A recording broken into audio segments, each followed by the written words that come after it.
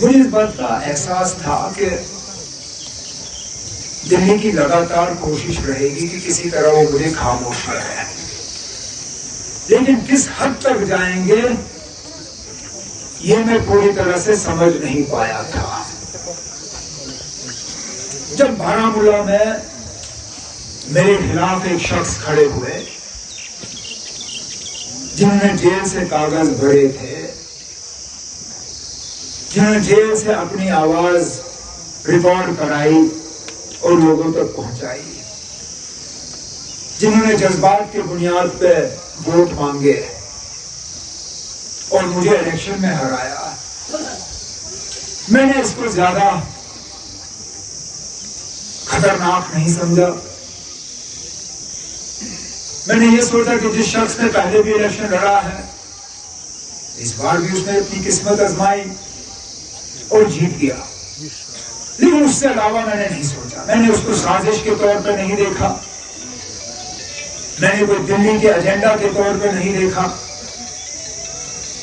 मैंने ये समझा कि मेरी किस्मत खराब थी, उसकी किस्मत ठीक थी और नतीजा निकला।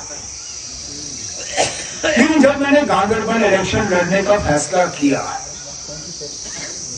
और फिर खबरें आनी शुरू हुई कि जेल से एक और बाशिंदा अब मेरे खिलाफ लड़ने की बात कर रहा है, मैं मजबूर हुआ सोचने पे कि ये मेरे पीछे ही क्यों इन लोगों को लगाते हैं, जेल से इनको लाते हैं मेरे खिलाफ इलेक्शन लड़ने के लिए, मत इसमें कोई साजिश है। अब बारामूला का तो मैं तब भी सोच सकता था, वो वहीं का था, लेकिन इस बार जब गांधरबल को उनको लोकल जेल में कोई नहीं मिला मेरे खिलाफ इलेक्शन में उतारने के लिए, जैनपुरा शोपियां से लाया। लेकिन चलो, मुझे तब भी थोड़ा सा शक था कि शायद ये खुद ही हो रहा है, लेकिन मैंने अपने 2-3 साथियों से मशवरा किया। मैंने कहा ना, मैं साबित करना चाहता हूं कि ये दिल्ली की साजिश रचाई जा रही है और इसको करने का एक ही तरीका है कि हम एक और सीट जो है वो लड़ेंगे, लेकिन हम बताएंगे नहीं किसी को कि हमने कौन सा सीट लड़ना है।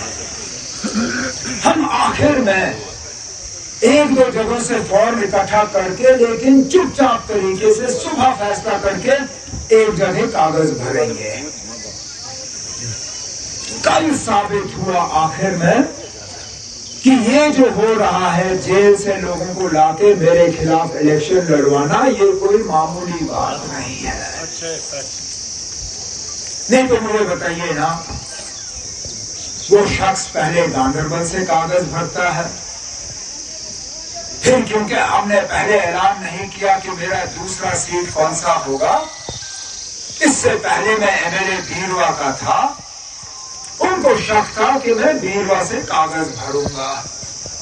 उसने अपने कागज बीरवा से तैयार किए।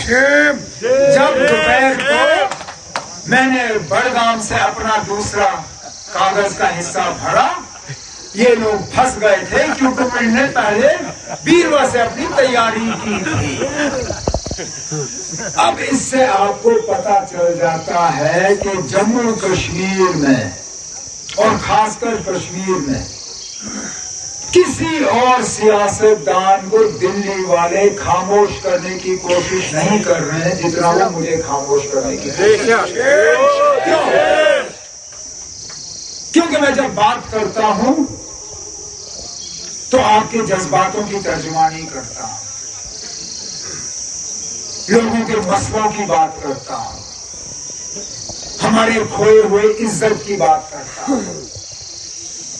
जब मैं अपनी टोपी आपके सामने फैलाता हूं, मैं सिर्फ अपनी टोपी की बात नहीं करता, क्योंकि मुझे इस बात का बेहद एहसास है कि मेरी इज्जत आपकी इज्जत है, आपकी इज्जत मेरी इज्जत है।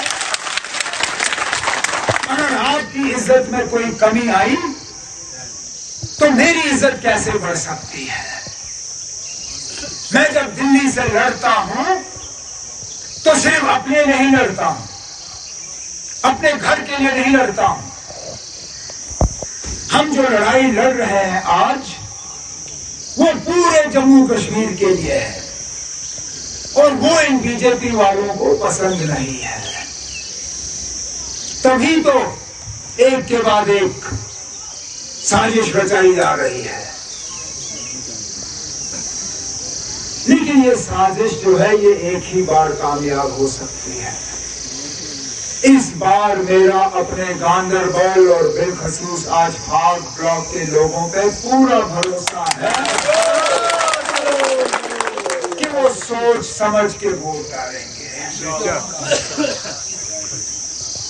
और मैं इस चीज को छेड़ता नहीं अगर मेरे साथी इसका जिक्र नहीं करते, लेकिन राठौर साहब ने भी जिक्र किया, हमारे बाबा साहब ने शायद इसके बारे में कुछ कहा नहीं कहा, फारूक ने कहा या ग्यास साहब ने कहा, ये जो लोकल नॉन लोकल है। अब खुदारा मुझे बताओ, मेरे दादा मरहूम शेर कश्मीर शेख मोहम्मद अब्दुल्ला यहां से एमएलए, मेरी दादी यहां से मेंबर पार्लियामेंट, मेरे वालिद साहब यहां से पार्लियामेंट भी एमएलए भी। अस्पताल हो चाहे वो हम यहाँ पे नया न्यू गांदरबल हाइड्रोइलेक्ट्रिक प्रोजेक्ट का हमने डीपीआर तैयार करवाया, अगर हमारी हुकूमत बनी होती या मैं यहाँ एमएलए होता हम उसको मंजूरी दे देते। नई एडमिनिस्ट्रेटिव यूनिट्स जो हमने यहाँ पे कायम किए, जो तरक्याती काम हमने यहाँ पे दिए, जो बेरोजगारी को कम करने की हमारी मुकम्मल कोशिश रही। कहने का मतलब मेरा ये है कि मैंने जरूर आपसे वोट लिए, लेकिन मुकम्मल कोशिश की कि इन वोटों का जो मेरे ऊपर आप लोगों ने एहसान किया, मैं उस एहसान को चुकाऊं। इसके मुकाबले 2014 में जिसको हमने एमएलए बनाया, मुझे कोई मजबूरी नहीं थी कि मैं सीट छोड़ दूं। अरे ना, जीती हुई सीट कौन छोड़ता है? मैंने तो काम किए थे यहाँ पे 6 साल, लेकिन क्योंकि मैंने उसको अपना वादा दिया था, जबान दी थी, मैंने उसको कहा था कि कोई बात नहीं मैं आपको एडजस्ट करूंगा। उस जबान रखने के लिए मैंने कहा कोई बात नहीं, आप मेरी जगह आओ, मैं कहीं और से लड़ूंगा। लेकिन मुझे उम्मीद थी कि मैंने जो काम शुरू किए थे उनको वो आगे ले जाएगा। लेकिन अफसोस की बात यह है कि जहां 2014 में काम हमने लिए थे, 2014 के बाद वो आगे कहीं नहीं बढ़े। अब आज मैं आप सबों को ये यकीन दिलाना चाहता हूं कि जिन जिन चीजों की बात मेरे साथियों ने यहां छेड़ी, बड़े पैमाने पे तो हम बात करते रहेंगे हमारे सियासी मसले की, हमारी स्टेटहुड की, किस तरह हम वापस अपने असेंबली में वो ताकत लाएंगे जिससे कि हम अपना मुस्तकबिल बेहतर कर सकें। लेकिन रोजमर्रा के जो हमारे मसले हैं, हमारे नौजवानों के जो बेरोजगारी का मसला है, हमारे बच्चों का जो तालीम का मसला है, हमारे अस्पतालों में जो सेहत का निजाम जो है इसको बेहतर करना है, यहाँ जो महंगाई का हाल है, बिजली के हवाले से मेरे साथियों ने बात की, कहा कि जिसकी आमदनी 1500 रुपए है वो 1600 रुपए का बिल कैसे भर सकता है। सही कहा। जो राशन का हाल है, जो राशन का स्केल काट के 5 किलो पे उतारा गया, चीनी राशन कार्ड से गायब, मिट्टी का तेल राशन कार्ड से गायब। आज घरों से कहा जा रहा है, खासकर जो शहर के करीब हैं, कि हमने आपको बिजली का मीटर दिया, अब हम आपको पानी का भी मीटर लगा के देंगे। हमने अपने मंशूर में इन सब चीजों का जिक्र किया है। अब इलेक्शन में एक तरफ से तो आप उम्मीदवार को देखते हो, लेकिन उसके साथ साथ आपको ये भी देखना है कि अगर वो उम्मीदवार कामयाब हुआ, उसकी जमात कामयाब हुई, तो आपके लिए क्या करेंगे। मेरे खिलाफ वो उम्मीदवार हैं जिनका अभी से ही तार जो है बीजेपी के साथ जुड़ी हुई है। अल्लाह गवाह है, क्योंकि आप ये जानोगे ही नहीं कि मैं सच बोल रहा हूं या झूठ बोल रहा हूं। लेकिन अल्लाह नहीं, आपको पता ही नहीं है, आपको इस बात का कभी एहसास हो ही नहीं सकेगा कि मैं सच बोलूंगा या झूठ। लेकिन अल्लाह ताला के सामने किताब वहां पे होगी, उनको मेरे हर एक बात का पता होगा कि कब मैंने सच बोला और कब मैंने झूठ बोला। जिस आदमी को हमने 14 में एमएलए बनाया, बदकिस्मती से हमारे सफों में रह के ही वो एजेंसियों का आदमी बना। मुझे अभी भी वो वक्त याद है जब वो गुक्कार मेरे दफ्तर में आता था मुझे मशवरा देने के लिए, और ये कहने के लिए नहीं कि आप गांधरबल में इस चीज की जरूरत है या गांधरबल के लिए हमने ये हासिल करना है या मैं लड़ूंगा झगड़ूंगा गांधरबल के मुतालबों के लिए। मेरे कान में सिर्फ उसका मशवरा ये होता था, जनाब दिल्ली के साथ आप रिश्ते अच्छे बढ़ाओ, जनाब जाओ इनको मिलो, एजेंसियों के साथ ठीक ठाक रखो, नहीं तो ये आपको बिगाड़ेंगे। और मैं उसको कहता था, मैं कहता था अल्लाह से डरो, बिगाड़ने वाला बनाने वाला वो है। जब तक अल्लाह का साथ है ये एजेंसियां, दिल्ली, मिनिस्टर ये आपका कुछ नहीं बिगाड़ सकते। और अगर लोग आपके साथ नहीं होंगे ये एजेंसियां भी आपके लिए कुछ बना नहीं सकेंगे। काश उस वक्त उसने मशवरा मुझे लोगों की खिदमत का दिया होता, मैं मानता।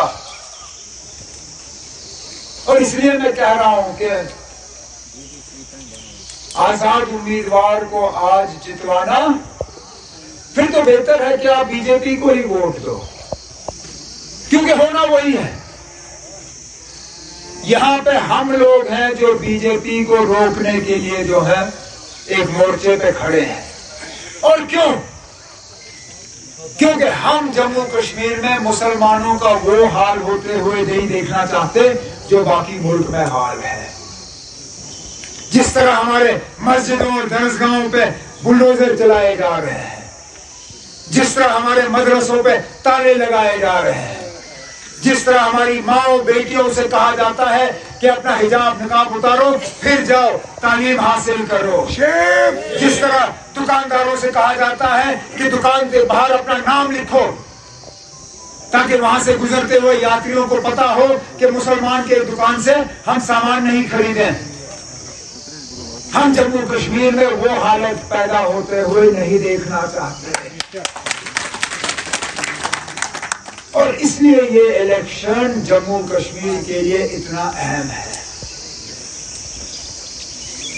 मेरी मुकम्मल कोशिश रहेगी